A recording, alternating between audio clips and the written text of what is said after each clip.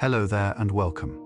I'm so glad you found your way here tonight. Wherever you are right now, perhaps lying in a soft bed, the blanket pulled up just a little higher than usual, perhaps the room is dim, and the sounds of the day have finally begun to fade. I want you to know that this is your time. This hour belongs only to you. There is nowhere else you need to be. Nothing else you need to do. Only this, only now. Tonight, we are going to travel somewhere very quiet, somewhere most people never think to look. We are going to step softly into the world of the stick insect, one of nature's most wonderfully strange and deeply peaceful creatures. Imagine a being so still, so patient, so perfectly at ease with simply existing, that the whole forest forgets it is even there. A creature that has turned stillness itself into an art form, that has made the gentle sway of a leaf in a soft breeze into its entire language. There is something deeply soothing about that, isn't there? The idea that an entire life can be lived in quiet. That survival and beauty and even grace can all be found in the simple act of being still. As we drift through 100 soft, slow, wonder-filled facts about these extraordinary insects, each one a small glowing lantern of knowledge, I hope you feel your body growing heavier with every word, your shoulders dropping, your breath slowing, your thoughts loosening their grip, one by one, like leaves letting go of a branch in autumn. If these gentle stories bring you peace tonight, perhaps consider leaving a like or subscribing so that more quiet wonders like this one can find their way to you on another soft evening. It truly means more than you know. But for now, close your eyes if you'd like, let the words wash over you like a warm, slow tide, and let's begin this slow and soothing journey into the secret, silent world of the stick insect. And so we begin. Somewhere in a forest, so green it almost glows, where the air is thick with the scent of moss and rain. Softened earth where light filters down through 1,000 layers of leaves like honey, poured through lace. Something is waiting, something small and ancient and impossibly patient. It has been waiting, in fact, for millions of years, resting on a branch, breathing with the trees, moving only when the wind moves first. Let the forest settle around you now.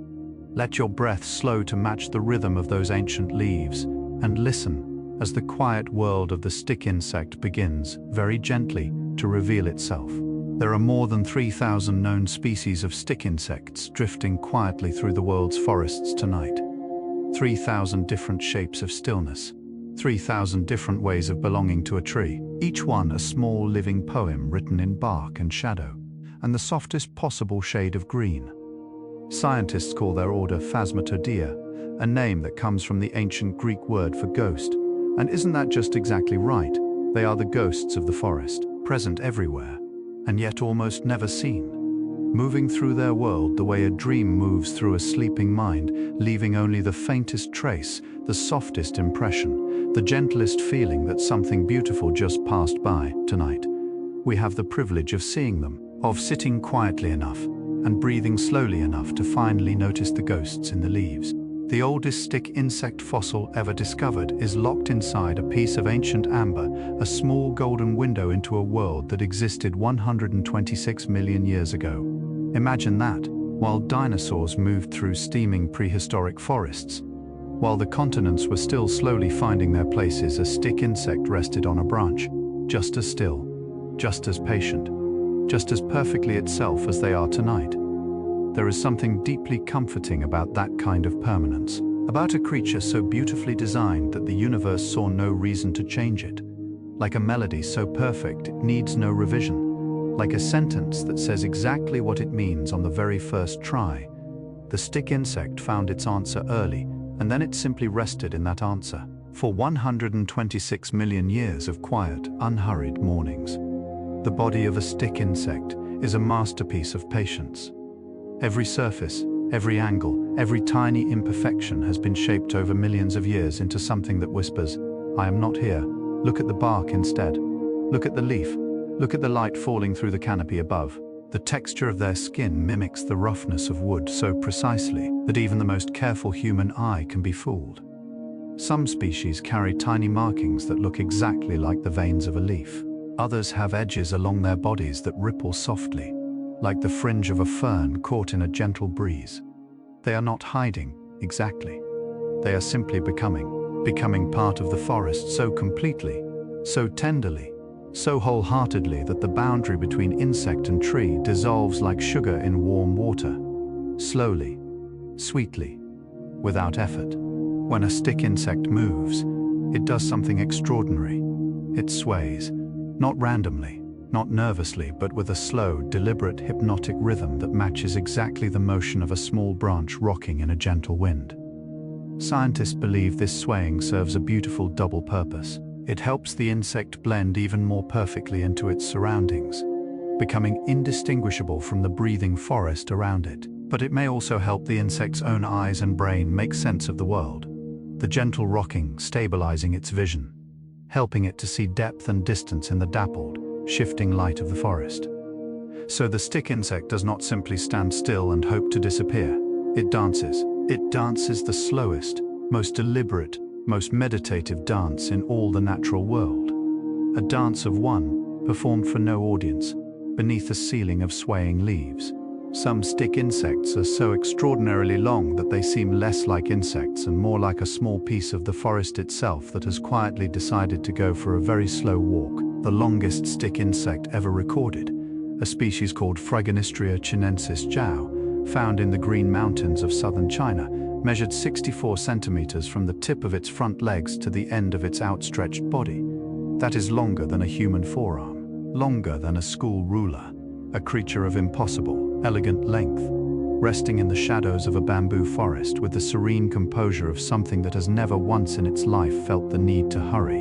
Imagine resting beside it on that branch, breathing at its pace, letting the minutes dissolve into the green, unhurried air around you, the way mist dissolves when morning finally, gently arrives. There is a species of stick insect so perfectly shaped like a leaf that it seems almost impossible, as though nature were showing off just a little, smiling quietly to itself as it added one final, perfect detail. The leaf insect, belonging to the family Phylliidae, carries wings that are broad and flat and veined, like the inside of a tropical leaf, complete with tiny brown patches that look exactly like the natural blemishes of aging foliage. Even the edges of its body are gently scalloped, mimicking the soft, irregular border of a real leaf. When it rests among the leaves of its tree, the forest simply absorbs it, and it rests there, patient and golden green, breathing at the rhythm of the canopy above, not hiding in fear, but resting in belonging so completely to its world that the very idea of separation feels gentle and impossible and wonderfully strange. Stick insects are almost entirely nocturnal, creatures of the soft hours, the blue hours, the hours when the world grows quiet, and the stars begin their slow, silent conversation with the earth below. During the long, warm hours of the day, they rest. They hold themselves perfectly still against their chosen branch or leaf, conserving energy, conserving warmth, letting the world move around them like a river moving around a smooth and patient stone. Then, as the light fades and the forest shifts into its evening colors, deep green becoming silver, gold becoming shadow, they begin to move. Slowly, deliberately, reaching for the freshest, most tender leaves with a gentleness that feels almost ceremonial, as though each meal is a small, private ritual of gratitude, a quiet thank you to the forest that holds them and hides them and calls them its own. The eggs of a stick insect are among the most beautiful objects in the entire natural world, though almost no one ever stops to look at them. Small and hard and perfectly formed, they come in shapes that echo seeds and nuts and tiny ancient urns. Many species produce eggs with a small fatty structure attached to the outside called a capitulum, and this tiny detail sets in motion one of nature's most tender and unlikely partnerships. Ants find these eggs on the forest floor, drawn by the capitulum, which they carry back to their nests as food. They inadvertently bring the egg itself deep into the warm, protected darkness of the earth. There, safe from predators, safe from frost, the egg rests and waits and slowly, quietly becomes. The ant never knows what it has done, and the forest is grateful anyway. There is a quality that stick insects possess which has no perfect word in any human language, though perhaps the Japanese concept of ma comes closest. Ma is the art of meaningful emptiness, the beauty of a pause, the grace of the space between things. A stick insect embodies ma completely and without effort. It does not fill its moments with movement or sound or urgency. It inhabits the pause.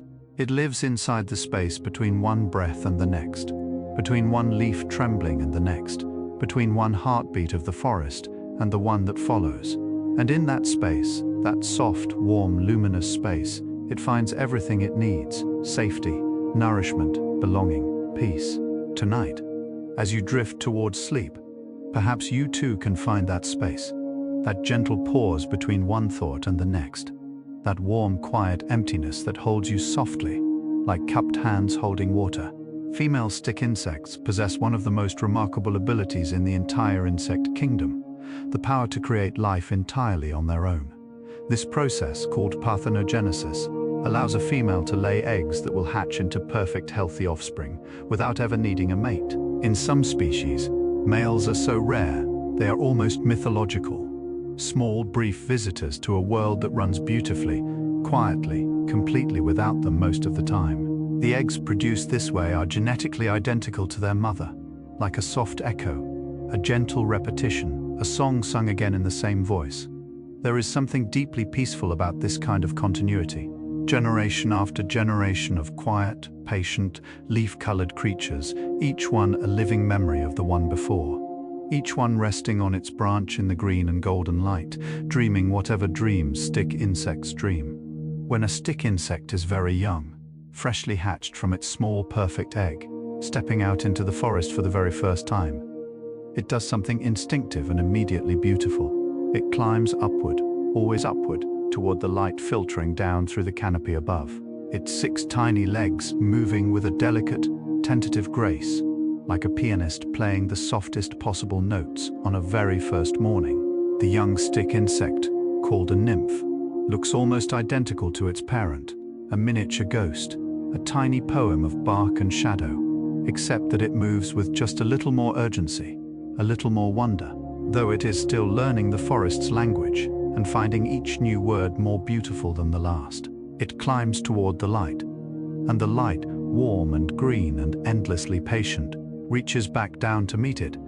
Stick insects breathe through tiny openings along the sides of their bodies called spiracles, delicate little doorways between the insect and the air around it. There are no lungs, no bellows, no great heaving motion of breathing. Instead, air drifts in and out through these small, quiet portals in a process so gentle, it is almost more like osmosis than respiration. The forest air, warm, green-scented, rich with the exhalations of 10,000 leaves, simply finds its way inside. And the stick insect's body takes what it needs and releases the rest back into the world, softly and without ceremony. It is the quietest possible way to breathe. A reminder that not all necessary things need to be effortful, that sometimes the most vital exchanges happen in the softest, most unhurried way imaginable, like the way sleep, when you stop reaching for it, simply arrives. Some species of stick insects have wings, and what wings they are, hidden beneath a pair of narrow bark-colored covers during the long resting hours of the day. These wings unfurl in moments of need into something breathtaking. In species like Ecstatosoma tiaratum, the wings, when fully spread, reveal a sudden startling flash of pink or red or deep violet colors, so unexpected, so vivid against the greens and browns of the forest, that a predator startles and hesitates just long enough for the stick insect to drop from its branch and disappear into the undergrowth below. It is like watching a quiet, reserved person suddenly produce, from some inner pocket, a single perfect flower. The surprise is not aggression. It is not anger. It is simply beauty, deployed at precisely the right moment, with perfect calm and perfect timing to say, "I am more than you imagined." The forest floor where stick insects live is a landscape of extraordinary softness. Layers of fallen leaves, each one in a different stage of its long, slow return to earth. Moss growing in thick velvet cushions over the roots of ancient trees. The soil beneath dark and rich and faintly sweet-smelling, full of the patient work of 1,000 small lives. When a stick insect descends from its branch and moves across this floor, which happens rarely, and always with great deliberateness, each step is placed with a care that seems almost meditative, testing the surface, feeling the texture, moving as though the ground itself deserves to be treated gently, as though every step is a small act of respect for the life beneath. There is a lesson in that, perhaps, in moving through the world as though the ground beneath you matters, as though every surface you touch is worthy of gentleness. Stick insects can regenerate lost limbs, a quiet miracle performed without fuss, without drama, in the soft privacy of their own bodies. If a leg is lost to a predator, or shed deliberately in a moment of danger through a process called autotomy, the stick insect simply grows it back. Slowly, over the course of several molts, the new limb emerges, first as a tiny, pale, folded thing, then gradually lengthening, darkening, hardening into a perfect replacement. The forest asks nothing extraordinary of the stick insect during this time. It simply continues to hold it, feed it, shelter it among its leaves while the quiet work of healing proceeds. There is something deeply comforting in this, the knowledge that loss can be followed by return, that what is taken can, given enough time and gentleness and patience, grow back, sometimes even stronger than before. The molt of a stick insect is one of the forest's most private ceremonies. When the time comes, and the insect knows, the way all living things know the deep rhythms of their own bodies, it finds a safe and sheltered place, hooks its legs firmly around a branch, and goes very still, stiller even than usual. And then, slowly, with extraordinary patience, the old skin begins to split along the back. A pale, soft new creature emerges from within, pulling itself free of its former self with movements so slow and deliberate, they seem almost like a meditation. The new skin is tender at first, luminous, almost translucent in the forest light. Then, over the course of a few quiet hours, it hardens and darkens into its new color. The stick insect rests afterward, unhurried, as though it knows that becoming something new deserves at least a moment of stillness and gratitude. There is a stick insect species found in the rainforests of Borneo called Phobaeticus cheney, and it holds the remarkable distinction of being the longest insect on Earth when its legs are fully extended, stretched from the tip of one foreleg to the end of the other. It spans an astonishing 56.7 centimeters. It lives high in the forest canopy, in the warm and dripping green world above the clouds of morning mist, where the air is soft and the light is always filtered through at least 3 layers of leaves before it arrives. Almost no one has ever seen one in the wild. It exists up there in its green heaven, quietly extraordinary, going about its ancient life with no knowledge of its own record-breaking magnificence. Some of the most remarkable things in the world are the ones that have never once thought to be impressed with themselves. Stick insects communicate with their world not through sound, not through color most of the time, but through stillness and chemistry. They release subtle pheromones into the warm forest air, invisible messages written in scent, drifting on the faintest currents of breeze through the canopy. These chemical whispers carry information about identity, about readiness, about the soft boundaries of a life lived quietly among the leaves. There are no loud declarations, no urgent signals, just the gentlest possible language, released into the air like the scent of rain on warm earth, and carried wherever the forest chooses to carry it. It is a kind of communication that requires patience from both the sender and the receiver, a reminder that the most meaningful things are often said in the quietest possible voice, that the most important messages are the ones worth waiting for, and worth being still enough to receive. In the tropical forests of Australia lives a stick insect with one of the most evocative common names in all of entomology, the Goliath stick insect. Despite its grand name, it moves through the world with the same unhurried grace as all its relatives, its enormous body swaying gently with the leaves of the eucalyptus trees it calls home.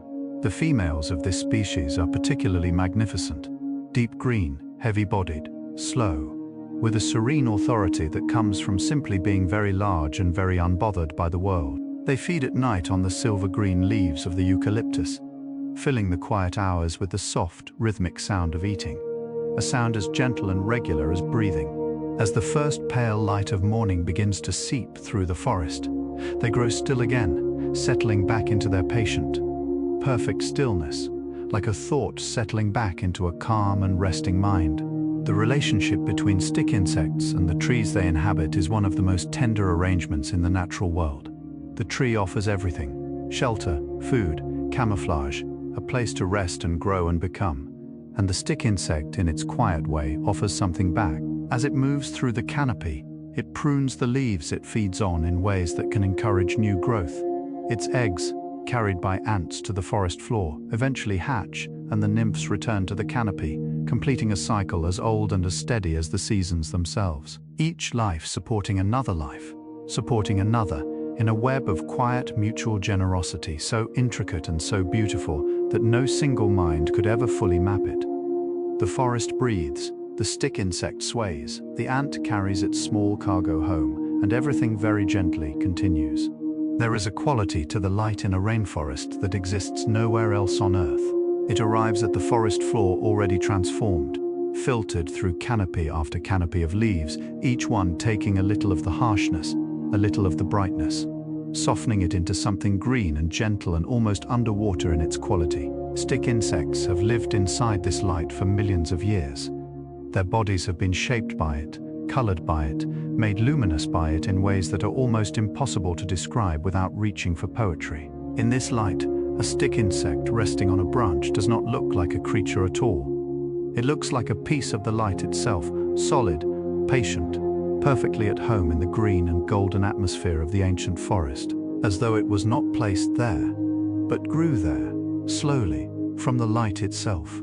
Some stick insects practice a behavior so quietly brilliant, it seems almost like philosophy. When approached by a potential predator, a bird perhaps, or a curious lizard moving slowly through the undergrowth, the stick insect does not flee. Instead, it presses itself more firmly against its branch, flattens its body, and becomes even more still than before.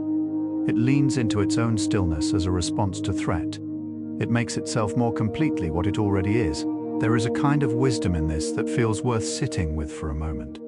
The idea that in moments of uncertainty or unease, the answer might not always be to move faster or try harder, but sometimes to become more fully, more quietly, more completely yourself. To press gently against what supports you and trust that stillness, held with enough patience and enough faith, is its own kind of protection.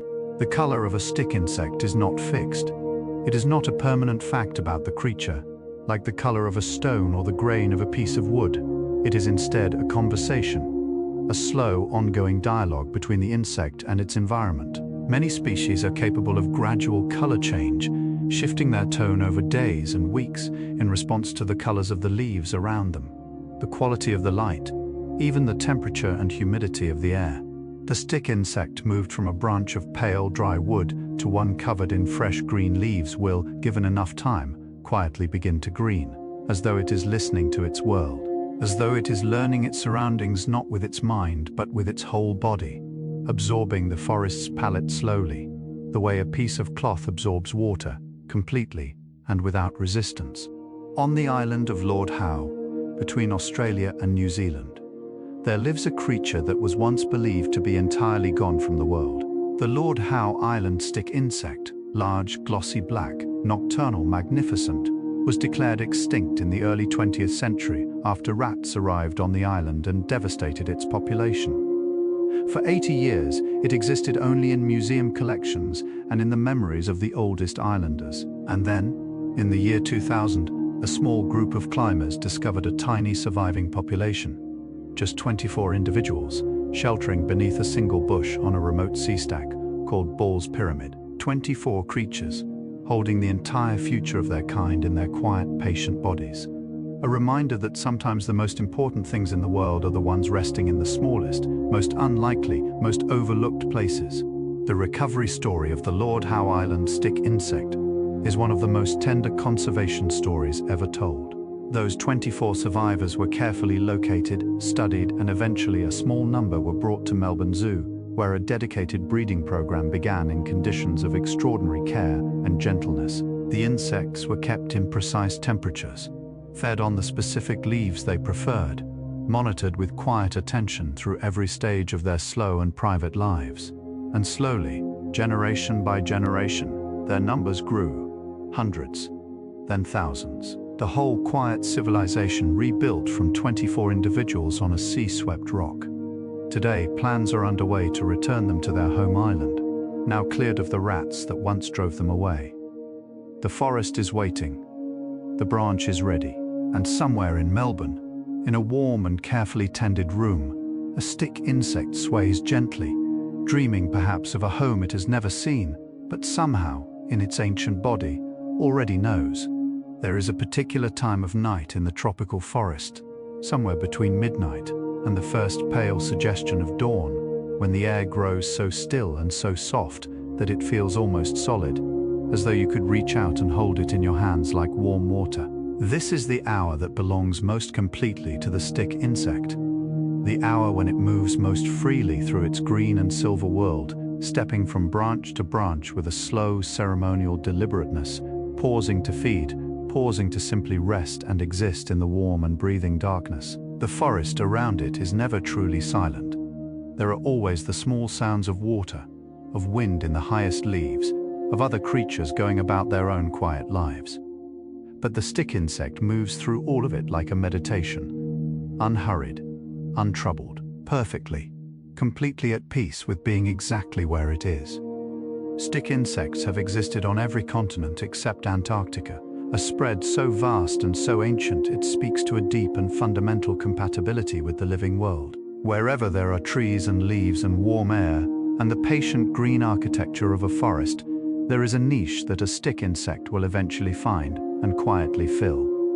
In the cloud forests of South America, in the bamboo groves of southern China, in the eucalyptus woodlands of eastern Australia, in the dense dripping rainforests of Borneo and the Philippines, and the islands of the Indian Ocean. Each population shaped by its particular forest, its particular light, its particular quality of air and leaf and bark, and yet all of them recognizably, essentially the same thing, a creature of stillness, of patience, of extraordinary belonging. The same quiet answer, written in 1,000 different languages, to the same ancient question. How do you survive in a beautiful and complex world? You become part of it. The underside of a stick insect's foot is equipped with tiny structures so intricate they require a microscope to fully appreciate. Microscopic hairs, each one ending in an even tinier pad, create an adhesive surface that allows the insect to grip smooth leaves and polished bark with an ease that seems almost magical.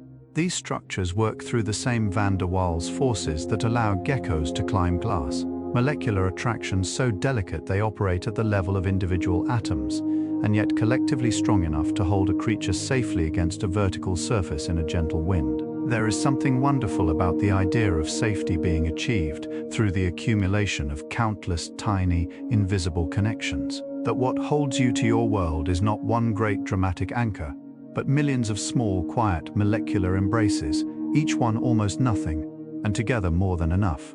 In parts of Southeast Asia and the Pacific Islands, certain indigenous cultures have long regarded the stick insect with a particular kind of reverent affection. In some traditions, the sudden appearance of a stick insect in or near a home is considered a gentle omen, a sign of patience being rewarded, of stillness bearing fruit, of good things arriving quietly and without announcement. Children in these communities grow up learning to look carefully at branches and leaves, developing the slow, patient attention that stick insect watching requires and rewards. It is a way of seeing that carries over into everything, a habit of noticing the quiet things, the still things, the things that reveal themselves only to those willing to slow down enough to look. A way of moving through the world that the stick insect itself has been teaching without a single word for 100 million years. There is a researcher at a university in Malaysia who has spent 30 years studying stick insects in the forests of Borneo. She wakes before dawn when the forest is still blue and cool and the mist hangs in long soft curtains between the trees. She walks her familiar paths with a small headlamp and a gentle patience that the forest seems to recognize, seems to welcome. And on good mornings, the mornings she describes in her field notes with a quiet joy that is almost musical, she finds them, resting on their branches in the last hour of darkness, still and perfect and extraordinary, exactly where they have always been. She says that after 30 years, the moment of finding one never loses its particular quality of wonder, that it still feels, every single time, like being trusted with a secret, like the forest leaning down and whispering something ancient and beautiful, just for you. The eyes of a stick insect are small and round, and set on either side of its head, like two tiny dark jaws pressed gently into wood. They see the world very differently from the way we do, processing movement and light and shadow in ways that are tuned precisely to the particular challenges of a life lived among leaves. A sudden movement nearby registers immediately, triggering that beautiful instinctive response, the deepening of stillness, the pressing closer to the branch. But slow movements, gentle movements, the swaying of a leaf or the drifting of a cloud shadow across the forest floor. These are absorbed without alarm, folded into the background of a world that is always at its heart in gentle motion. The stick insect's eyes have learned to read the difference between the wind and a threat, between the natural motion of a living forest and the sharp urgency of danger. It is a distinction worth learning. Some of the most beautiful stick insects in the world belong to the genus Extatosoma, a name that sounds almost like a word for dreaming. The females of this genus are large and pale and remarkable, with leaf-like expansions along their bodies and a curled abdomen that, when they are young nymphs, they carry curled up over their backs in a way that makes them look remarkably like green ants, a mimicry so convincing it protects them during the most vulnerable hours of their lives. As they mature, they shed this disguise and grow into their full, quiet magnificence, creamy white or soft green, slow and heavy and serene, moving through the foliage with the unhurried confidence of a creature that has long since made its peace with the world. They are named, in a sense, for the state they inspire in those who find them. A kind of waking dream, a gentle suspension of ordinary time. Rain, when it comes to the tropical forest, transforms everything. The light changes first, darkening, softening, taking on a silver quality that makes the whole canopy glow from within, like a lamp behind green glass. Then the sound begins, a slow building percussion of drops on broad leaves, each one a small, clean note in an improvised symphony that has no beginning and no end. Stick insects respond to rain with characteristic grace. They orient their bodies to let the water run cleanly along their length, their waxy cuticle repelling the drops so that they bead and roll and fall away like tears from a calm face. They neither struggle against the rain nor seek frantically to escape it. They simply adjust, slightly, almost imperceptibly, and continue to be themselves, still patient, luminous, inside the music of the forest rain. As you might adjust your blanket slightly on a cool night and settle back into warmth, the antennae of a stick insect are instruments of extraordinary sensitivity, long, fine, constantly in gentle motion, reading the air the way a musician reads sheet music, finding in every current and vibration a piece of information about the world. Temperature, humidity, the chemical signatures of nearby leaves. The faint disturbance in the air caused by a wing beats several meters away. All of this information arrives continuously, processed in real time by a nervous system of elegant simplicity, no more complex than it needs to be, and not 1 degree less sensitive than the forest requires. There is a kind of beauty in that calibration, in a sensory system perfectly matched to the world it inhabits. As though the forest and the insect have spent millions of years in quiet conversation, each one shaping the other, until the fit between them is as natural and as perfect as the fit between a sleeping breath and the silence that surrounds it. In the high cloud forests of the Andes, where the air is cool and faintly sweet with the scent of orchids and wet stone, there live stick insect species so different from their lowland relatives that they seem to belong to an entirely separate dream. Their bodies are often darker, deep brown, almost black, absorbing the weaker sunlight of the altitude the way a dark stone absorbs warmth on a cool morning.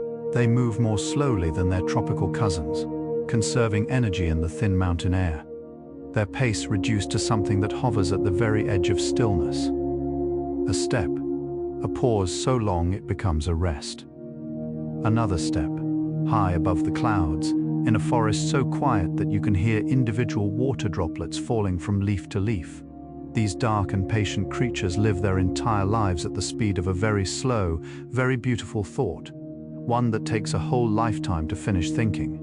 The lifespan of a stick insect varies gently from species to species, some living for only a few quiet months, others persisting for a year or more in their green and patient world.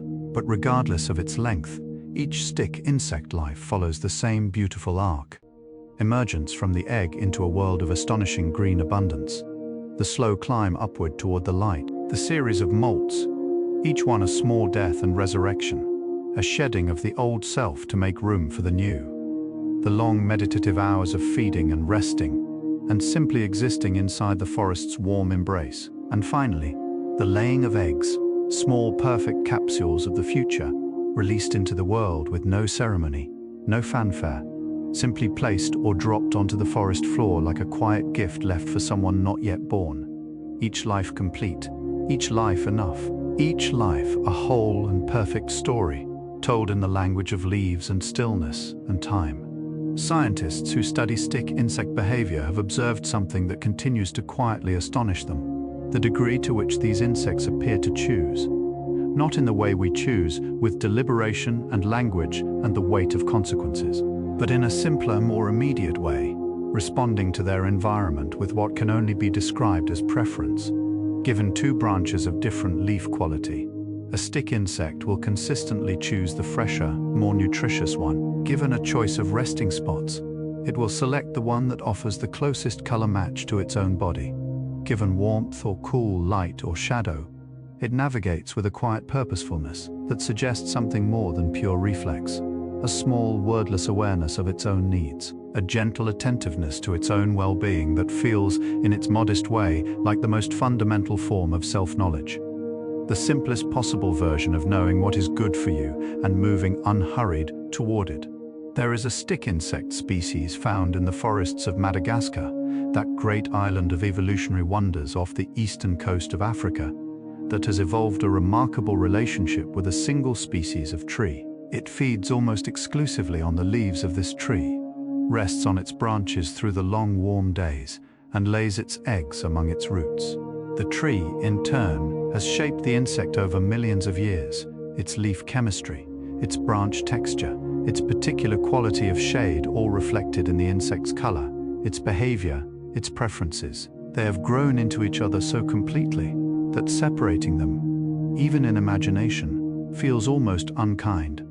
Like separating a melody from the instrument that plays it, like separating the word from the meaning it carries. Some things belong together so deeply that their togetherness is not an arrangement but a fact, as fundamental and as quiet as the fact of the forest itself. The stick insect has appeared in human art and imagination for thousands of years, in the bark paintings of Aboriginal Australians, in the intricate nature illustrations of Victorian naturalists, olden the quiet ink drawings of Japanese artists who recognized in its stillness a quality they had long been trying to capture in their own practice. There is something about the stick insect that speaks to the artistic imagination across cultures and centuries, perhaps because it is itself a kind of art, a living sculpture, a piece of the forest made conscious, made mobile, made quietly, impossibly alive. To look at a stick insect resting on its branch is to feel what you feel when you encounter a truly great work of art, that particular stillness in the chest, that gentle suspension of thought, that sense of something important being communicated in a language just slightly beyond the reach of ordinary words, a language made entirely of form and patience and light. As you rest here now, breathing slowly in the quiet of wherever you are, it is worth letting yourself imagine the forests of the world going about their ancient business in the darkness. In Borneo, a giant stick insect steps with exquisite care along a moonlit branch. In the cloud forests of Ecuador, a dark mountain species presses itself against cool, moss-covered bark and lets the night settle around it like a cloak.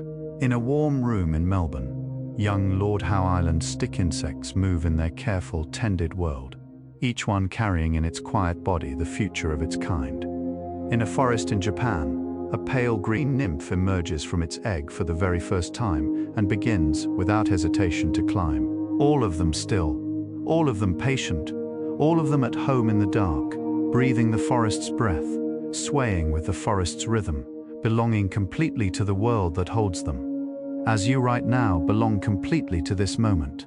There is a phenomenon that researchers have observed in stick insect populations that they call cryptic diversity.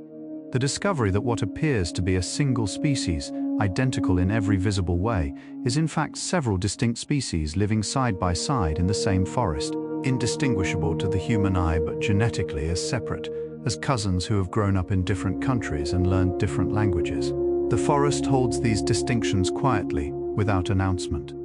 To walk through a stand of trees and see what appears to be one kind of creature is to be reminded gently that the world is always more complex and more various than it first appears. That beneath every apparently simple surface, there are layers upon layers of quiet difference.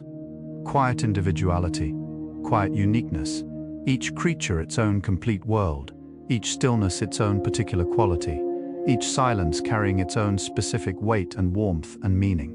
The way a stick insect holds itself against a branch is not accidental. It is the product of millions of years of refinement.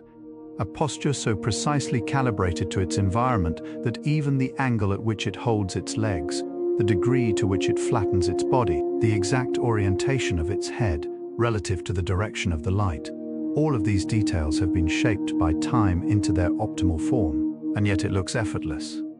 It looks like rest. It looks like the insect simply found a comfortable position and stayed there, the way you might settle into a favorite chair at the end of a long and gentle day. The profound and the effortless occupying exactly the same space.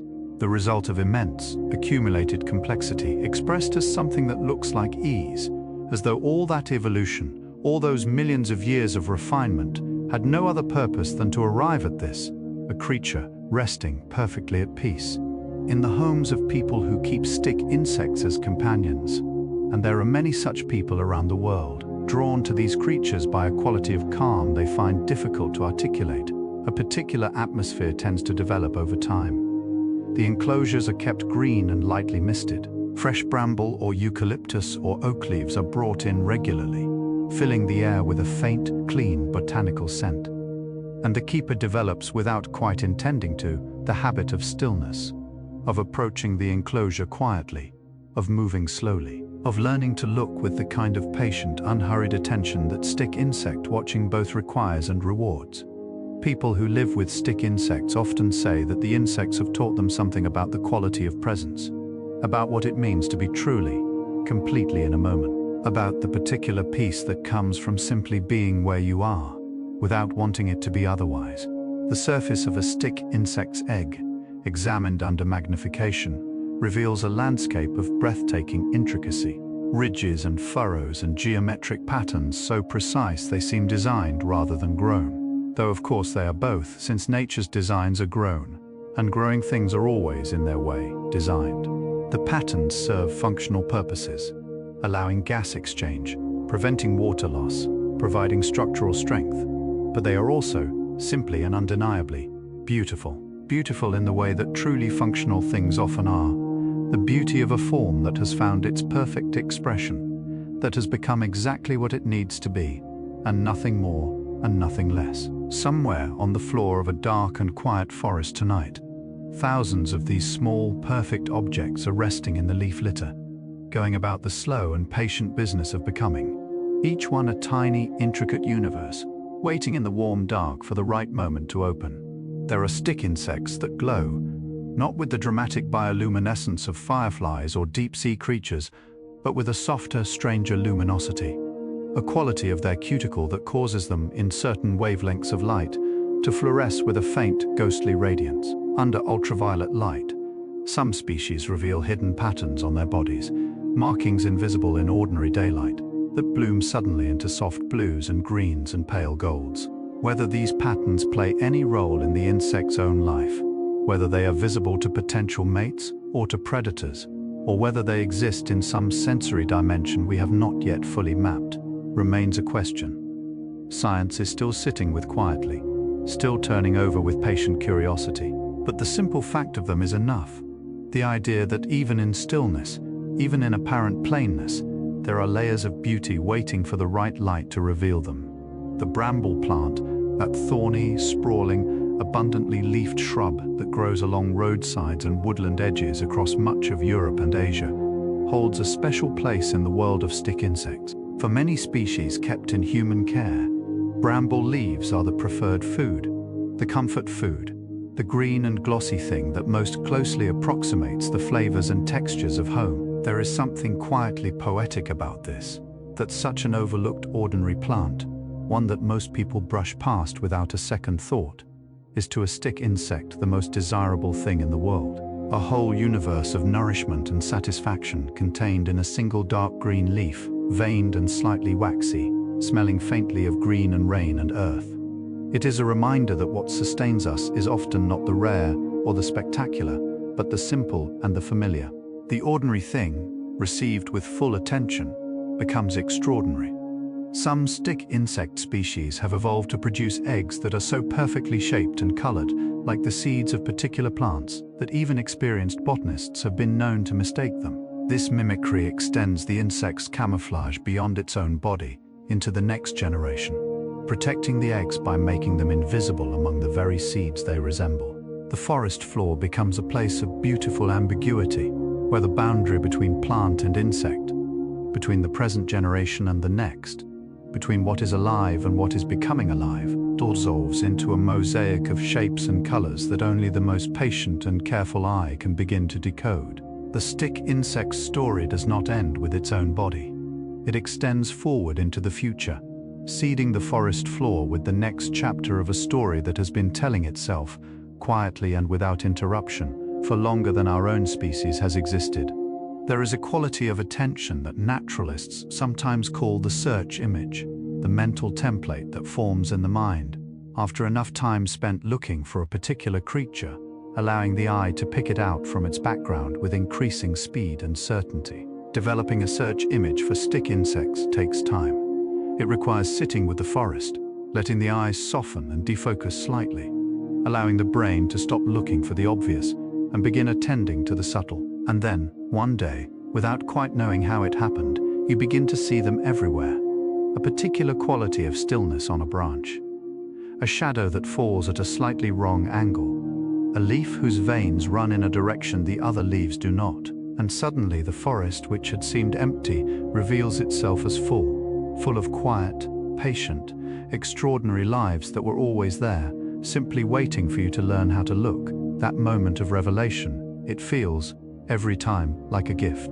The nervous system of a stick insect, though far simpler than our own, contains within it something that functions very much like a body map, a neural representation of the insect's own physical form that allows it to coordinate its 6 legs with fluid, unhurried grace, even over the most complex and irregular surfaces. When a leg is lost and later regenerated, this body map updates itself over successive molts, gradually incorporating the new limb into its model of the self, until the regenerated leg is coordinated as smoothly and as naturally as the original. The self, in other words, is not fixed. It is a working model, constantly updated, constantly refined, capable of incorporating loss and change and growth without losing its essential coherence.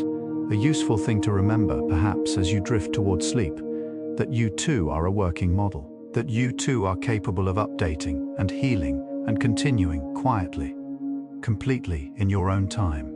We have reached the halfway point of our journey through the secret world of the stick insect. 50 small lanterns of wonder, lit one by one in the quiet of this evening. And there are 50 more still to come. 50 more reasons to breathe slowly, to let the shoulders drop, to feel the weight of the body settling deeper into its resting place. Like a stone settling gently into soft river moss. The forest is still out there, breathing its green breath into the night air. The stick insects are still moving through their dark and patient world, swaying with the leaves, resting on their ancient branches, going about the business of being alive with a grace and a stillness that has taken 100 million years to perfect. And you are here, warm and quiet, and held by the same world that holds them. Let that be enough, for now. Let that be everything. Close your eyes a little more, and let's continue. Deep in the forests of the Philippines, there lives a stick insect, so extraordinarily slender that it seems less like a physical object and more like a suggestion of one. A pencil line drawn by a very careful hand against the background of a pale morning sky. Its body is the diameter of a matchstick. Its legs finer still, each one a thread of living bronze stretched between the world and itself. And yet it is complete, entire, possessed of everything it needs to live a full and unhurried life among the leaves.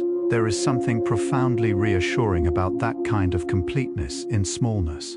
The reminder that fullness is not a matter of size or volume or weight, that a life can be thread thin and still contain everything: warmth, purpose, belonging, the long patient joy of simply being alive in a world that is endlessly, quietly, extraordinarily beautiful. Even the thinnest line, drawn with enough care, is a whole and perfect thing. The process by which a stick insect selects its resting place is one of the most quietly intelligent behaviors in the insect world. It does not choose randomly. It moves through its environment with a slow, methodical attentiveness, testing surfaces with its feet, sampling the air with its antennae, assessing the quality of the light and the degree to which its own body color matches the substrate beneath it. A stick insect placed on a background that does not match its color will move, unhurriedly but persistently, until it finds one that does. It is looking, in its wordless way, for the place where it fits most completely, where the boundary between itself and its world is thinnest, where it can rest most fully, most safely, most peacefully. And when it finds that place, that perfect color-matched, light-dappled, gently swaying place, it settles, with a completeness and a finality that looks, from the outside, exactly like contentment. There are researchers who study the biomechanics of stick insect locomotion, the precise way in which these creatures coordinate their 6 legs over irregular surfaces, and what they find continues to inform the design of robots intended to move through complex terrain. The stick insect's gait is a masterpiece of distributed intelligence. Each leg operates with a degree of autonomy, responding to local conditions, the texture of the surface, the angle of the branch, the presence of a gap or an obstacle, without waiting for central instruction. The whole system coordinates through a web of simple, local interactions that produces, at the level of the whole animal, a fluid and adaptive grace that no centrally controlled system has yet been able to fully replicate. Nature solved this problem millions of years ago and embedded the solution in a creature so quiet and so patient that it took us until the age of robotics to realize we had been walking past the answer all along. The molt of a very young stick insect nymph happens with particular speed and vulnerability. The whole process, from the first splitting of the old skin to the final emergence of the new, pale, soft creature within, can take less than an hour. During this time, the nymph is at its most exposed, its new cuticle not yet hardened, its grip on its branch dependent on the last strength of its old skin. And so it chooses its molting site with great care, a sheltered spot, away from the main pathways of the forest, where the air is still and the light is gentle, and the chance of disturbance is minimal. It creates, in other words, a safe space for its own transformation, a private place where becoming is allowed to happen slowly and tenderly and without interference. Perhaps there is something in that for all of us, the understanding that real change, the deep and lasting kind, needs a quiet place and unhurried time to complete itself. In the warm months of the year, in gardens across Europe and North America, a remarkable thing sometimes happens. A child, moving through the green and overgrown edges of a garden with that particular quality of slow, dreamy attention that children bring to the natural world, stops, looks more carefully at a bramble stem, reaches out a careful hand, and discovers, resting there in the afternoon light, a stick insect, perhaps escaped from a school or a neighbor's home, perhaps in some warmer climates, simply living there, quietly, as it always has. And in that moment of discovery, that small, bright, wordless shock of encountering something extraordinary in an ordinary place, something opens in the child. A door into the vast and patient world of small lives and quiet wonders. A door that once opened tends to stay open, tends to make the whole world look slightly more alive, slightly more attended to, slightly more full of secrets worth the patience to find. The tropical island of Borneo holds more species of stick insect than almost any other place on Earth, a richness so extraordinary that entomologists who visit for the first time often describe the experience as something close to overwhelm. Not the anxious kind of overwhelm, but the soft, luminous kind that comes from encountering more beauty than the mind can immediately process. Every forest trail, every mossy log, every curtain of hanging vegetation conceals its own particular species, its own particular solution to the ancient problem of being small and soft in a world full of hungry eyes. Some are green, some are brown, some carry extraordinary flanges and crests along their bodies, some are smooth as polished wood, and all of them rest in their chosen places with the same quality of absolute, unhurried stillness, as though the whole island, in all its impossible richness, has agreed on at least this one thing, that the most beautiful way to exist is quietly and with complete attention to the present moment. The stick insect feeding is a study in deliberate grace. It approaches a leaf with the same unhurried intentionality it brings to everything.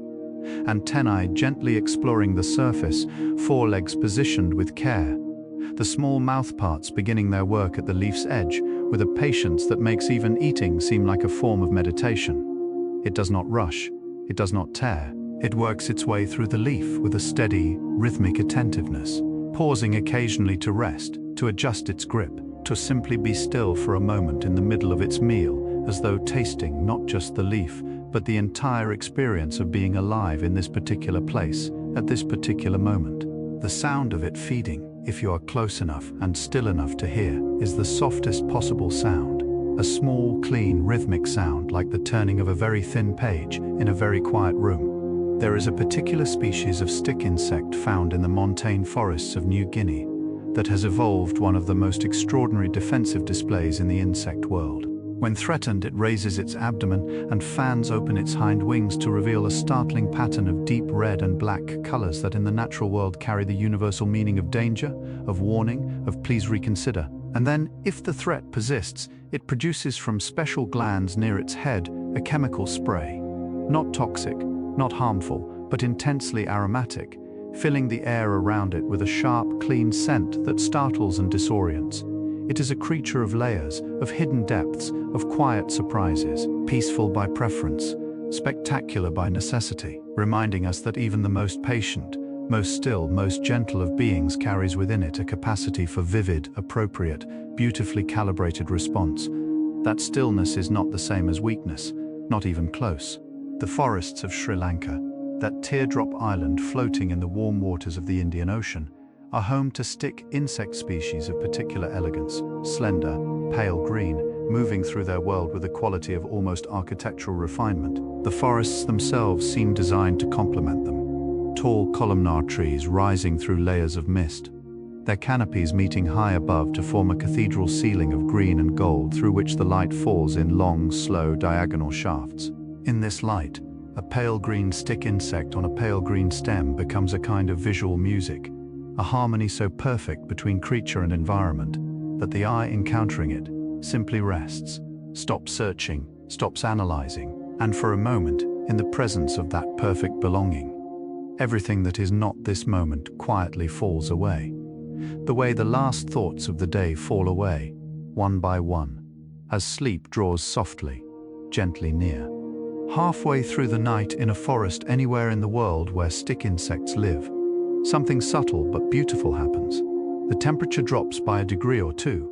The air thickens slightly with dew. The leaves, which have been moving in the last remnants of the evening breeze, grow still. And the stick insects, which have been feeding and moving through the quiet hours since dusk, begin to slow. Not to stop, not yet, but to reduce their already minimal pace to something even gentler, even more dreamlike. Their metabolism, always modest, settles into its nighttime rhythm. Their movements become fewer and farther between, each one more deliberate than the last, until finally they find their chosen resting place for the remaining hours before dawn and become once again part of the forest, part of the stillness, part of the breathing, patient, ancient darkness that holds everything, the trees, the leaves, the insects, and somewhere far away, you in its warm and wordless embrace. There is a type of forest light that exists only in the hour just before dawn, a light that has no real color, or perhaps has all colors at once, held in such perfect balance that the eye receives it as a kind of luminous gray, soft and directionless, coming from everywhere and nowhere at the same time.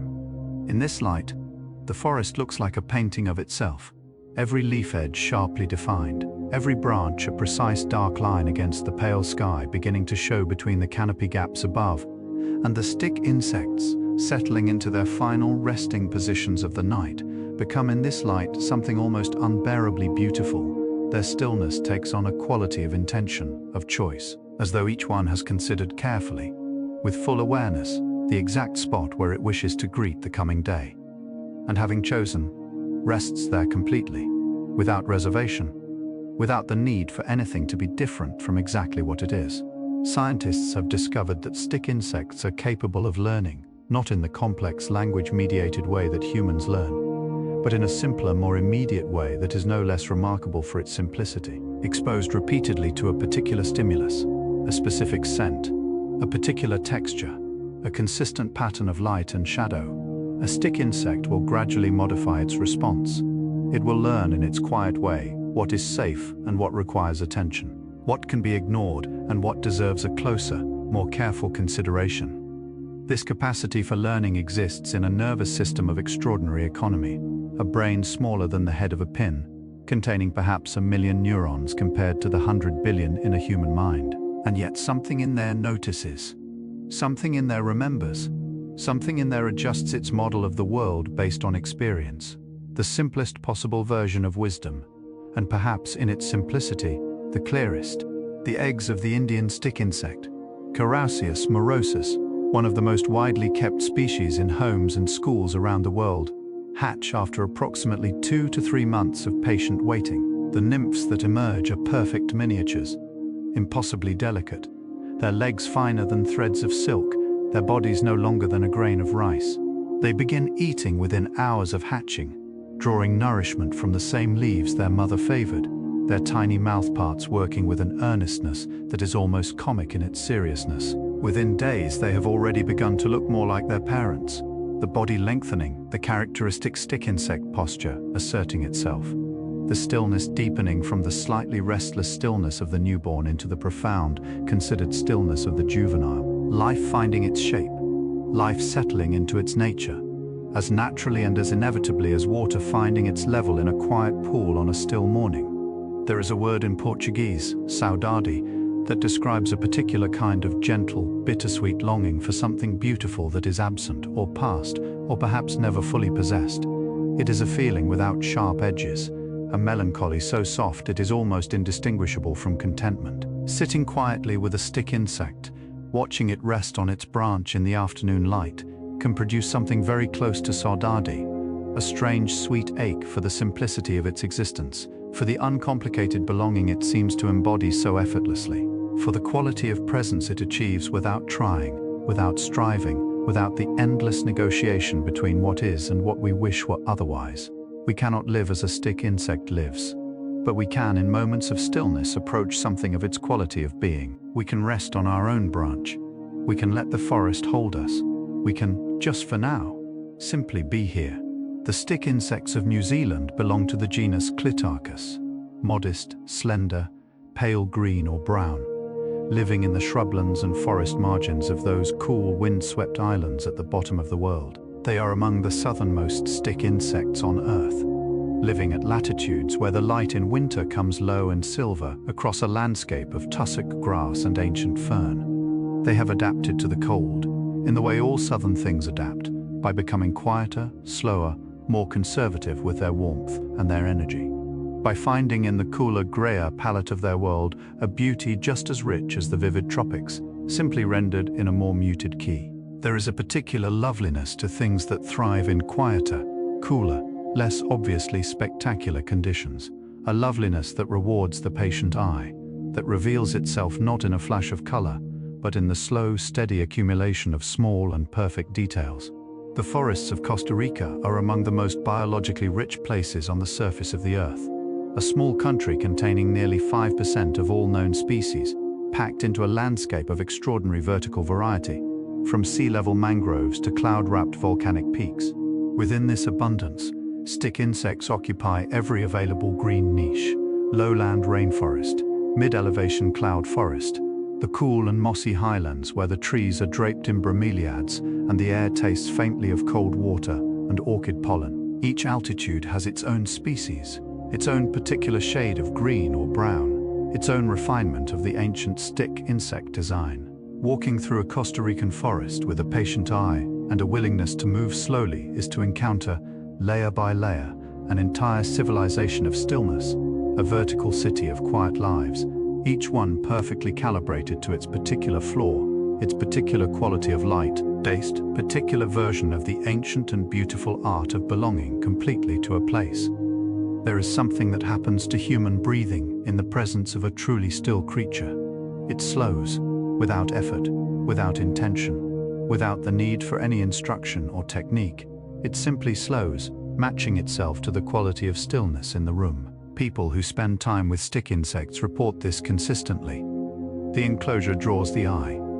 The eye finds the insect is still, and the breath, taking its cue from something older and wiser than conscious thought, settles into a longer, softer rhythm. In and out, the chest rising and falling like a gentle tide.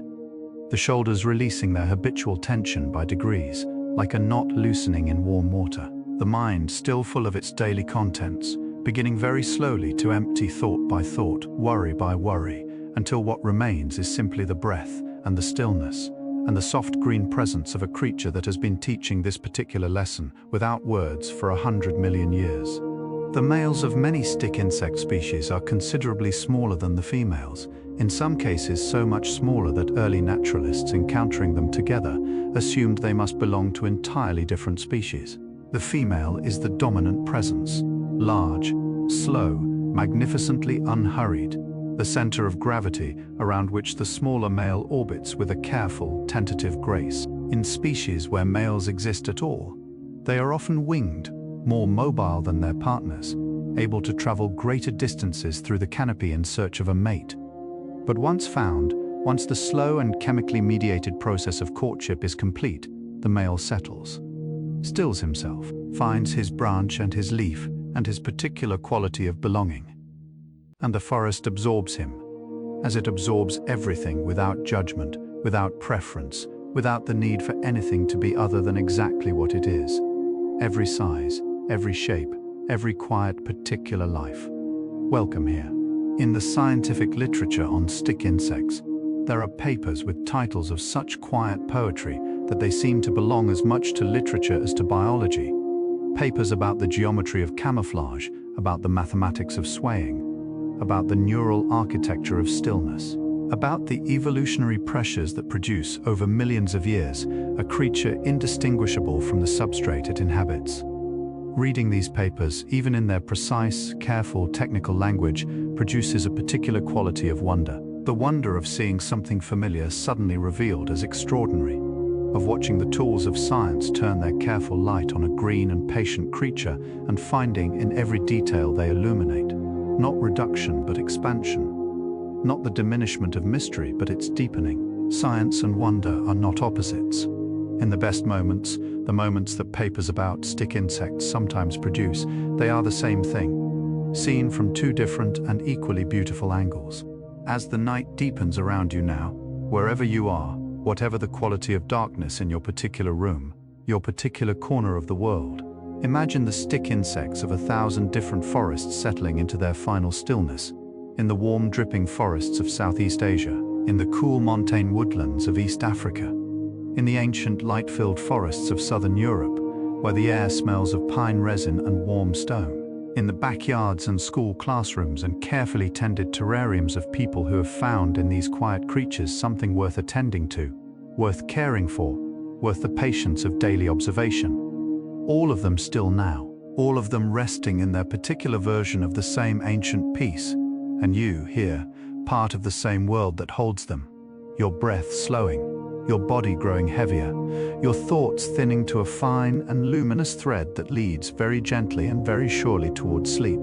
There is a stick insect species in the forests of Peru that has developed a remarkable relationship with rainfall. In the hours before a storm arrives, before the first drop has fallen, before the sky has fully committed to grey, this species begins to move downward through the canopy, descending from its usual high perches toward the more sheltered lower branches and the broad-leafed understory below. It reads the coming rain in the changing pressure of the air, in the particular quality of stillness that precedes a tropical downpour, in signals so subtle that no human instrument has yet been calibrated finely enough to measure them. And it responds, not with urgency, not with anything resembling panic, but with the same deliberate, unhurried grace it brings to everything. A small adjustment, a gentle repositioning, a quiet preparation for what is coming. meeting the future, not with resistance or anxiety, but with patient, graceful readiness. The cuticle, the outer covering of a stick insect's body, is a material of extraordinary sophistication, composed of chitin and protein in precise proportions. It is simultaneously rigid and flexible, waterproof and breathable, tough enough to protect and thin enough to allow the full sensitivity of the sensory structures embedded within it. It is renewed at each molt, the old layer shed to reveal a new one beneath, fresher, paler, more sensitive in the first hours before it hardens, like new skin revealed beneath a healing wound. The cuticle carries the insect's camouflage, its texture, its color, the microscopic hairs and pads that allow it to grip and feel and navigate its world. It is, in the most literal sense, the interface between the insect and everything else, the place where self meets world, where inside meets outside, where the creature ends and the forest begins. A boundary so thin and so beautifully managed that it is almost not a boundary at all. Children who grow up with stick insects as classroom companions often develop a relationship with these creatures that they carry into adulthood as a particular kind of quiet treasure. Not the dramatic treasure of a vivid memory or a thrilling experience, but something softer and more persistent, a trained quality of attention, a habit of looking carefully at green and brown surfaces, a reflex of noticing stillness. Adults who had stick insects in their primary school classroom will sometimes decades later stop on a woodland path and look more carefully at a particular branch. We'll feel for a moment the ghost of that childhood wonder, that particular quality of surprise and delight when the branch reveals itself as something alive and patient and extraordinary. That feeling does not diminish with repetition or with age. If anything, it deepens, becomes richer, becomes more weighted with gratitude for a world that continues, despite everything, to hide its most beautiful secrets in plain sight. The stick insects of the Malay Peninsula include some of the most visually spectacular members of their order, species adorned with elaborate crests and flanges, with wings that when spread reveal sudden landscapes of color, with bodies that seem almost baroque in their ornamentation compared to the elegant simplicity of their European and Australian relatives. And yet even these most elaborate of stick insects share the same fundamental quality, the same deep, constitutional stillness, the same patient relationship with time, the same complete and unhurried belonging to their particular piece of forest. The ornamentation is additional, the stillness is essential. It is as though nature, having solved the fundamental problem of existence with perfect economy, then allowed itself the luxury of decoration, of flourish, of the kind of beautiful excess that is only possible once the essential work is done and done well. Stillness first. Then, if the world permits, a little beauty on top. We are now 3/4 of the way through our journey together. 75 soft lanterns lit in the quiet forest of this evening. And perhaps you can feel by now a particular quality of weight in your limbs, a particular heaviness in the eyelids, a particular looseness in the muscles of the face and jaw and shoulders, that sweet, dissolving looseness that is the body's way of saying yes. Yes to the night, yes to the rest, yes to the long, dark, restorative hours of sleep that are beginning, very gently, to claim you. The stick insects of the world are still out there, resting on their branches, swaying with their leaves, going about the ancient and beautiful business of simply being alive. And you are here warm and held, and growing quieter by the moment. 25 more soft stories to carry you the rest of the way. Let them wash over you like warm water, like the sound of a forest breathing in the dark. In the high forests of Cameroon, where the mist moves through the trees in long, slow exhalations, and the air is cool and green and faintly scented with the sweetness of decomposing leaves, there lives a stick insect species discovered by science only within the last 2 decades. It is dark, almost black, with a surface texture so precisely matched to the lichen-covered bark of its preferred tree that even knowing it is there, even looking directly at it, the eye struggles to hold it. It seems to flicker in and out of visibility, now present, now absent, now present again, like a thought at the edge of sleep that keeps dissolving before it can be fully formed. The researchers who found it spent 3 weeks in the forest before their eyes learned to see it. 3 weeks of patient, unhurried looking. And then, one morning in the mist, the forest gave it up, quietly, as though it had simply decided at last to trust them. The relationship between a stick insect and gravity is a conversation conducted entirely in the language of grip and angle and the slow, precise placement of weight. 6 legs, each one independently assessing the surface beneath it, collectively maintaining a hold so secure and so effortlessly calibrated that the insect can rest on a vertical surface, or even an inverted one, through the long hours of the night without the slightest expenditure of conscious effort. The body knows what to do. The legs know how to hold. And so the mind, if we can call it that small bright spark of neural activity inside the tiny head, is free to attend to the air, to the scent messages drifting past, to the faint vibrations in the branch that might mean something or might mean nothing. Free in its way to simply be present, to inhabit the moment without the distraction of managing the body. The body, trustworthy and capable, takes care of itself. Somewhere in a museum of natural history, in London or Paris or Washington or Leiden, there are drawers containing stick insect specimens collected over the past 2 centuries by naturalists and explorers who traveled to the farthest, greenest corners of the world in pursuit of exactly this kind of quiet wonder. The specimens lie on their pins in careful rows, their colors faded to pale shadows of what they were in life, their legs arranged with the painstaking care of someone who understood that even in stillness, even in preservation, the posture of a thing carries meaning. Walking past these drawers, pulling them open one by one in the cool, hushed air of the museum store, is to feel the accumulated wonder of 200 years of human curiosity about the natural world. 2 centuries of people stopping, looking more carefully, reaching out a careful hand, and thinking, extraordinary, how completely, how quietly, how impossibly extraordinary. There is a moment in the very deepest part of a tropical night when the forest achieves a quality of silence so complete it seems almost architectural, as though silence were a substance, a material, something with weight and texture and structural integrity, something the forest has been quietly building all evening toward this perfect load-bearing darkness. In this silence, the stick insects are at their most themselves, moving in absolute darkness, guided entirely by touch and scent and the faint chemical memories of paths already traveled. They navigate their world with a confidence that has nothing to do with sight and everything to do with knowing.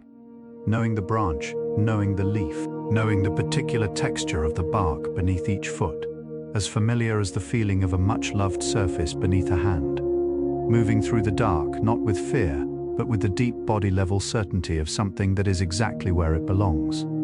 As you are, right now, exactly where you belong. The scientific study of stick insects has contributed, quietly and without fanfare, to several fields of human knowledge that might seem very distant from a green insect on a green branch. The principles underlying their camouflage have informed the development of adaptive materials that change color or texture in response to environmental conditions. Their locomotion has inspired generations of robotics researchers. Their regenerative abilities have shed light on the mechanisms of tissue repair in other organisms. Their eggs have informed research into seed dispersal and dormancy. And their extraordinary diversity, 3,000 species, each one a slightly different answer to the same fundamental questions, has become a rich resource for evolutionary biologists studying how new species form, how traits emerge and stabilize and spread through populations over geological time.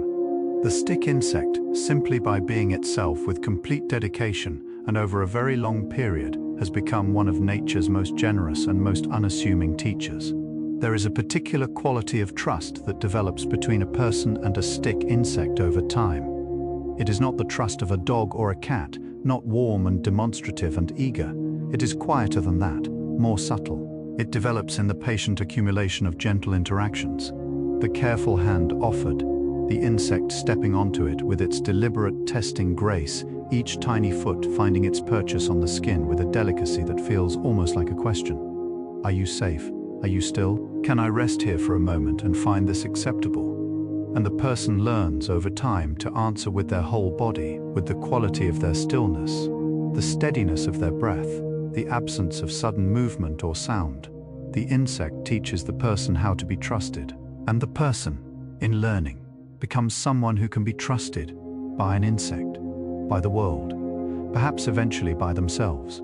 The forests of Sulawesi, that extraordinary orchid-shaped island in the Indonesian archipelago, contain stick insect species found nowhere else on Earth. Endemics, in the language of biology, creatures so specifically adapted to this one island, this one set of trees and temperatures and rainfall patterns, that the rest of the world's forests are simply not quite right for them. They belong here in the way that a particular word belongs to a particular language, usable only in this context, fully meaningful only within this specific, irreplaceable world. The endemism of Sulawesi's stick insects is both a marvel and a responsibility, a reminder that some things once lost cannot be recovered or replaced, or approximated elsewhere, that the world's biological diversity is not a redundant system with backups and alternatives, but a collection of singular, irreplaceable, once-only things, each one a specific note in a symphony that would be diminished permanently and irreversibly by its absence. The way time feels in the presence of a stick insect is different from the way it feels in ordinary life.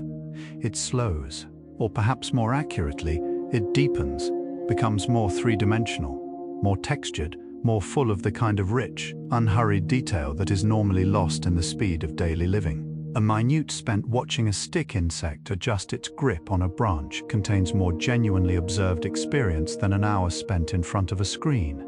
The eye, given something slow enough to follow, discovers its own capacity for depth, finds that there is more to see in a single green leg moving across a single brown surface than seems possible. The world at stick insect speed is not emptier than the world at human speed. It is fuller, denser with quiet significance, more completely and specifically alive, and the mind that slows enough to enter that world finds, waiting for it there, a quality of peace it had perhaps forgotten was available. In the ancient forests of Japan, where every stone and stream and twisted pine carries centuries of quiet human attention, the stick insect has a small but honored place in the natural imagination. Japanese nature poets, with their extraordinary sensitivity to the small and the overlooked, have occasionally turned their attention to the namazu, the stick insect, finding in its stillness a quality of presence that resonates with the aesthetic principles of wabi and sabi, the beauty of impermanence, the grace of the understated, the deep satisfaction of a thing that is exactly what it needs to be, without excess, without pretension, without the need for anything other than itself to be complete. In a culture that has elevated the appreciation of moss, of a single flower in a vase, of the particular quality of afternoon light on a paper screen, the stick insect, utterly itself, utterly unhurried, fits perfectly. A living haiku, a small, complete, quietly perfect thing. There are nights, and perhaps this is one of them, when the simple fact of being alive feels like almost more than the heart can hold. When the warmth of a bed, the softness of darkness, the sound of one's own breathing becomes so vivid and so present that gratitude arrives not as a thought, but as a physical sensation. A warmth in the chest, a loosening behind the eyes, the feeling of being held by something larger and older and more patient than any individual life. On nights like this, it helps to think of the stick insects, moving through their dark forests with their ancient, unhurried grace, existing as they have always existed, with complete and unself-conscious dedication to the simple fact of being alive. They do not know they are extraordinary. They do not need to. They simply are, and in simply being, with such patience and such completeness, they remind us that we too, simply by being here, simply by breathing in the warm dark, are already and always enough. The Amazon basin, that vast breathing, impossibly alive cathedral of green that covers nearly half of South America, contains within its layered depths a diversity of stick insects that science has barely begun to catalogue. New species are described every year, emerging from the forest's seemingly inexhaustible store of biological invention like words from a language that has no dictionary, no grammar, no end. Each new species discovered is a small victory against the forgetting that comes with habitat loss, a name given, a description written, a place secured in the record of what the world contains before it can be lost without even the dignity of being known. The scientists who do this work move through the forest slowly, carefully, with the same quality of patient attention that the stick insects themselves embody. Looking, waiting, learning to see, giving names to the nameless. Bearing witness, with all the care and love that bearing witness requires, to the extraordinary abundance of a world still full of wonders. The sound of a forest at 3 in the morning is unlike the sound of a forest at any other hour. The daytime birds are silent. The evening insects have reduced their chorus to a few persistent drowsy voices. The wind, if there is any, moves through the high canopy with a softness that is almost inaudible from below, a suggestion of sound rather than sound itself, like the memory of music rather than music. In this near silence, the small sounds become enormous, the drip of dew from one leaf to another, the infinitesimal creak of a branch settling under the weight of a roosting bird. And somewhere, if you're still enough and patient enough, the faintest possible sound of a stick insect moving 6 feet, placed one after another on bark, each step softer than a whisper, softer than a thought, softer than the sound of your own breath slowing now and deepening and carrying you, very gently, toward the place where sound and silence become the same warm thing. There is a concept in ecology called the ghost of evolution, the idea that some creatures bear in their bodies the marks of relationships with other species that no longer exist. Plants with fruits sized perfectly for animals now extinct. Flowers shaped for pollinators that vanished 10,000 years ago. The stick insect, ancient as it is, may carry its own evolutionary ghosts, adaptations refined in response to predators and environments that have long since changed or disappeared. Their original context lost, but the response still present, still faithfully expressed in every careful posture, every patient stillness, every subtle chemical message released into air that no longer carries quite the same threats it once did. And yet the adaptations remain. Beautiful, functional, carried forward through 100 million years of unbroken inheritance, the past preserved in the living present. History written not in stone or paper, but in the quiet, patient, endlessly repeated fact of a creature simply continuing to exist. As you lie here now in the warm and breathing dark, your body is doing something extraordinary, something it has been doing every night of your life with the same patient dedication that a stick insect brings to its stillness.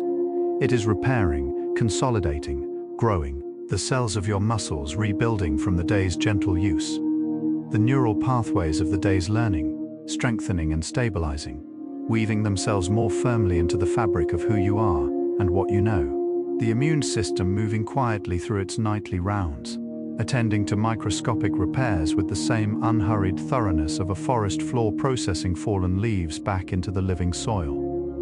All of this happening without your direction, without your effort, without your awareness. Your body, trustworthy and ancient, and immeasurably wise, taking care of the business of being alive while the thinking, planning, effortful part of you finally, gratefully rests. You're in good hands, your own hands.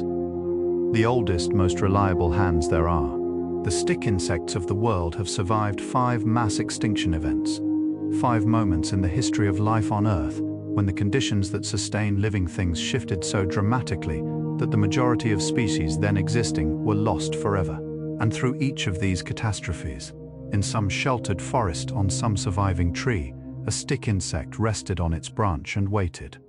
Not through luck alone, though luck played its part, but through the particular genius of their design, the simplicity of their needs, the flexibility of their diet, the extraordinary effectiveness of their camouflage, the resilience of their eggs buried deep in forest soil. They are, in the most literal sense, survivors of the deepest and most ancient kind.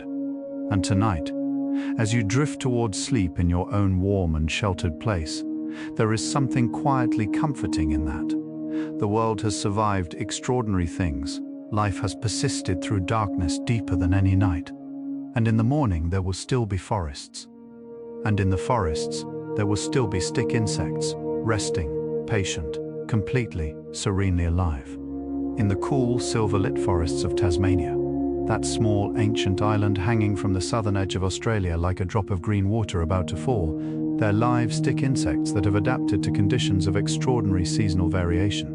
Long, dark winters where the temperature drops close to freezing, and the forest grows still and grey and inward-looking. And then the slow, luminous return of spring, the light lengthening day by day, the temperature rising by degrees so gradual they can barely be measured, the leaves unfurling from their tight winter buds with a patience that mirrors the stick insect's own. Through the coldest months, the eggs wait in the soil, patient, protected, carrying the summer inside them like a quiet promise.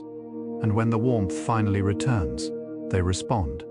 Not with urgency, not with haste, but with the same unhurried, inevitable unfolding that characterizes everything these creatures do. The season changes, the egg opens, life continues, quietly and right on time. There is a researcher who studies the chemical ecology of stick insects, the invisible world of scents and signals and molecular messages that constitutes the insect's primary language. She works in a laboratory filled with the green scent of fresh bramble and the faint, clean smell of insect cuticle, surrounded by careful equipment designed to capture and analyze compounds present in quantities measured in parts per billion. She describes her work as learning to read a language written in a medium so subtle it makes air seem solid.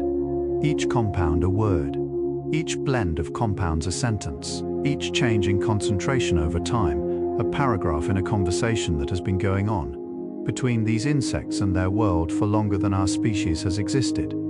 She says that after 15 years, she feels she has learned perhaps the first few words, and that the humility of that, the beautiful, clarifying humility of it, is one of the things she loves most about her work. The last hour before dawn in a tropical forest carries a particular quality of anticipation. Not the anxious kind, but the sweet kind. The kind that belongs to the moments just before something beautiful and inevitable arrives. The darkness is still complete, but it has changed its quality, become less absolute, less dense, more permeable to the approaching light. The first birds begin, not a chorus yet, but a single voice, tentative, exploratory, as though testing the air to see if morning is truly coming. And the stick insects, feeling the temperature begin its subtle pre-dawn shift, begin their slow return to their resting positions, choosing their branch, pressing close, becoming still with a completeness and a finality that signals the end of the active night and the beginning of the long, warm, luminous rest of day. The world preparing in its unhurried way for another beginning, as you are preparing right now for the deepest, most restorative rest of this long and gentle night. Some stick insects, when handled gently and with patience, will remain perfectly still on a human hand for extraordinary lengths of time, sometimes an hour or more, simply resting there as though the warm landscape of a palm is as acceptable a resting place as any branch in any forest. People who have experienced this describe it as one of the most unexpectedly moving encounters available in the natural world. Not because the insect is doing anything remarkable, but precisely because it is doing nothing remarkable. Simply resting, simply being present, simply existing on this offered surface with complete and uncomplicated acceptance. And the person holding it, standing very still, breathing very slowly, feeling the imperceptible weight of those 6 careful feet on their skin, finds themselves unexpectedly, disproportionately moved by the trust implied in stillness, by the grace of being accepted as a resting place, by the extraordinary privilege of being for a few quiet minutes part of a stick insect's world. The forests of the world are breathing tonight.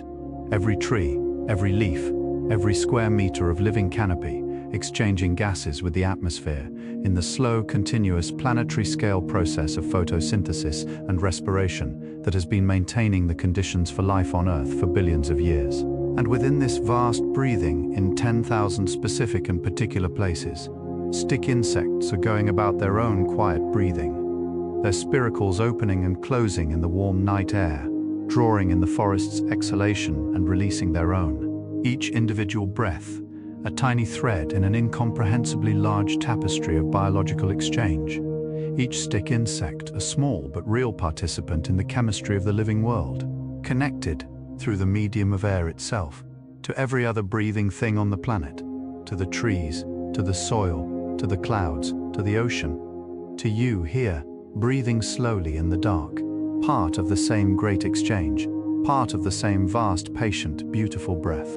There is a quality that the very best moments of a human life share with the entire life of a stick insect, a quality that philosophers and poets and contemplatives of every tradition have tried to name and describe and point toward, with varying degrees of success. It is the quality of complete presence, of being so entirely in the moment that the boundary between the one who is present and the moment itself becomes thin, becomes transparent, becomes almost nothing at all. Athletes call it flow, meditators call it samadhi, poets call it inspiration. The stick insect simply lives there, in that state all the time. Not because it has achieved something, not because it has practiced or learned or overcome, but because it has never left.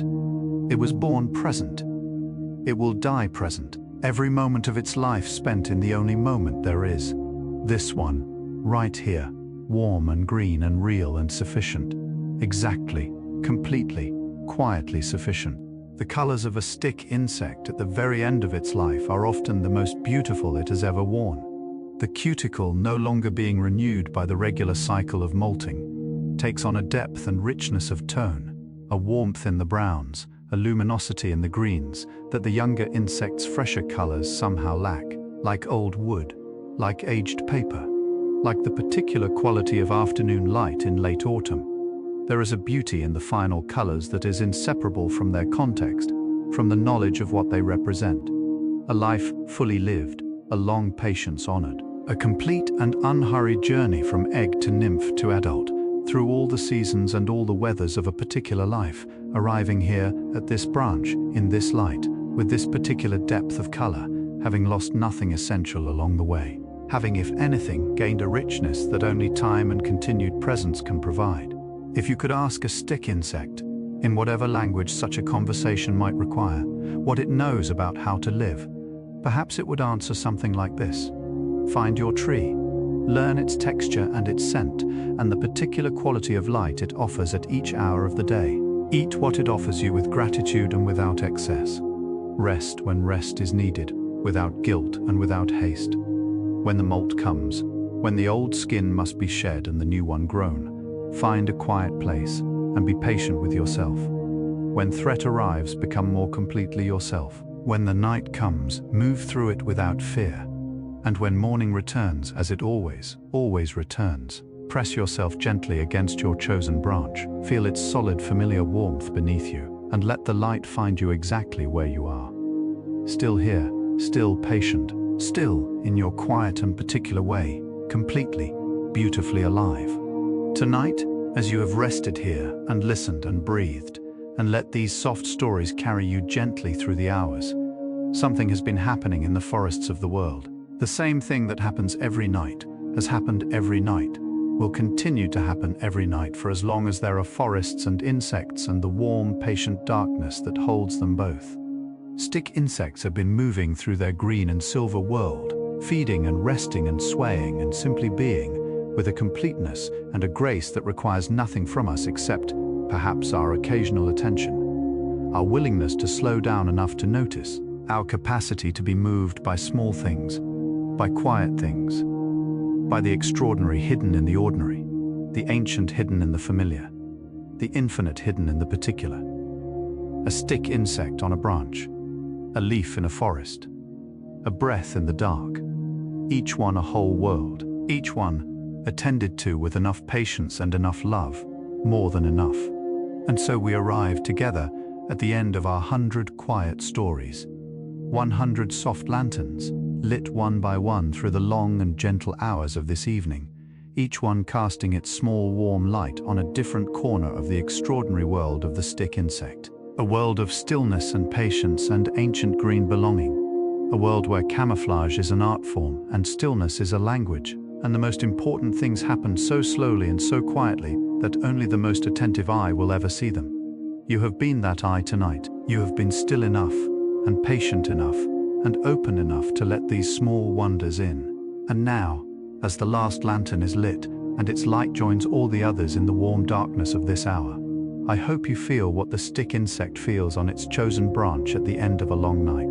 The deep, body-level satisfaction of having been exactly where you needed to be, doing exactly what you needed to do, resting, at last, in the quiet arms of a world that has always, in its patient way, been holding you. And so the forest settles around us now, like a great and gentle breath finally, fully released. We have traveled together through 100 quiet wonders, 100 small glowing moments in the secret world of the stick insect. We have walked the misty forest floors of Borneo and Tasmania and the cloud-wrapped peaks of the Andes. We have watched, with patient and unhurried eyes, as creatures of extraordinary stillness went about the ancient, beautiful business of simply being alive. We have learned that camouflage is not hiding, but belonging. That stillness is not emptiness, but fullness. A fullness so complete it has no need to announce itself. That the most extraordinary things in the world are often the ones resting quietly in plain sight, waiting only for us to slow down enough to see them. The stick insect has been on this earth for 126 million years. It was here before the flowers bloomed, before the birds learned to sing, before the first small mammals opened their eyes in the warm dark of a forest that would one day become our own. And through all of it, through the slow drift of continents, through the rise and fall of mountain ranges, through 5 great extinctions and 5 slow, patient recoveries, the stick insect simply continued, resting on its branch, swaying with the wind, eating its leaf with quiet gratitude, laying its small, perfect eggs on the forest floor and trusting the world to carry them forward. There is a kind of wisdom in that persistence that goes beyond anything that can be taught or learned in the ordinary way. It is a wisdom written into the body itself, into the cuticle and the spiracle, and the 6 careful feet, and the small, dark, endlessly patient eyes. The wisdom that says, you do not need to be dramatic to be important. You do not need to be loud to be heard. You do not need to be fast to arrive, in the end exactly where you need to be. The forests are still breathing tonight. The stick insects are still resting on their branches, their bodies pressed gently against the bark, their legs curved around the familiar contours of their chosen tree. The mist is still moving through the canopy in long, slow, silver curtains. The dew is still forming on the broad leaves of the understory, each drop a tiny, perfect mirror of the world it rests in. And you are still here, warm and quiet, and held by the same patient world that holds them all. Your breath slow, your body heavy with the sweet, accumulated weight of a long and gentle evening. Your mind at last growing still, the thoughts thinning, the worries softening, the day receding like a tide going out across a wide and peaceful shore, leaving behind only the clean, smooth, silver sand of now. Rest here for a moment. Feel the weight of the blanket. Feel the particular warmth of your own body. Feel the breath moving in and out like a small and faithful tide, carrying you deeper with each cycle into the soft, green, endlessly patient darkness of sleep. The stick insect knows this place. It has always known it.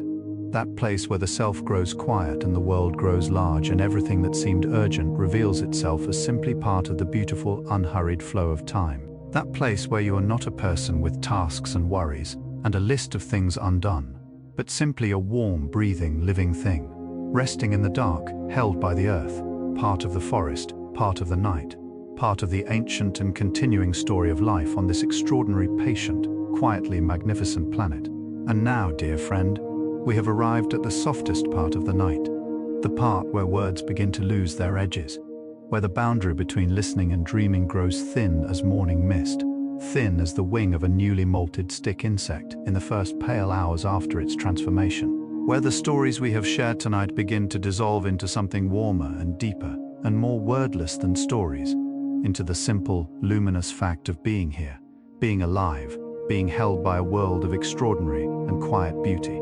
You have traveled far tonight without moving at all. You have walked the misty forests of Borneo and the cloud-wrapped mountains of the Andes. You have watched a Lord Howe Island stick insect sway on its ancient branch on a sea-swept rock in the middle of the Pacific.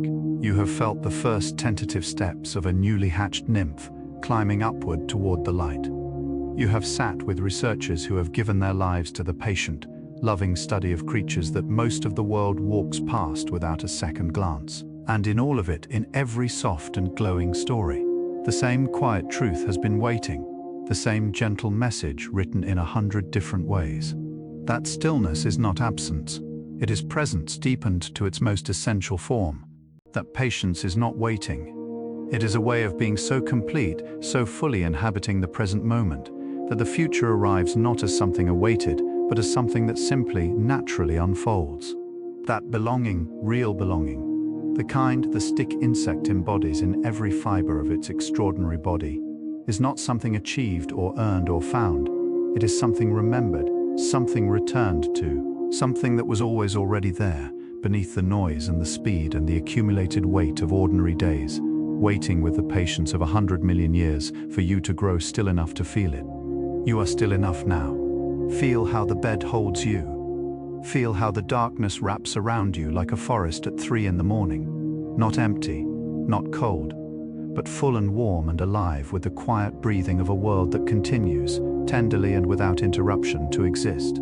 Somewhere tonight, a stick insect is pressing itself gently against its chosen branch, its 6 feet curved around the familiar bark, its antennae resting, its spiracles opening and closing in the softest possible rhythm, its small dark eyes at peace with the darkness, its whole extraordinary body given over, completely and without reservation, to the simple, sufficient, deeply beautiful fact of resting.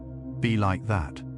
Now, let your body be the branch. Let the darkness be the forest. Let your breath be the wind that moves through the high canopy, slow and warm, and carrying nothing but the sweet green scent of a world at rest. There is nothing left to do tonight, nothing left to think, or plan, or remember, or resolve. The day is done. The forest is quiet. The stick insects are still, and you warm and held, and growing quieter with every breath are exactly, precisely, perfectly where you need to be. Let the last thoughts go now, like leaves releasing from a branch in the gentlest of autumn winds, one by one, without effort, without regret, simply letting go and trusting the world to catch them. Sleep is very close now. You can feel it.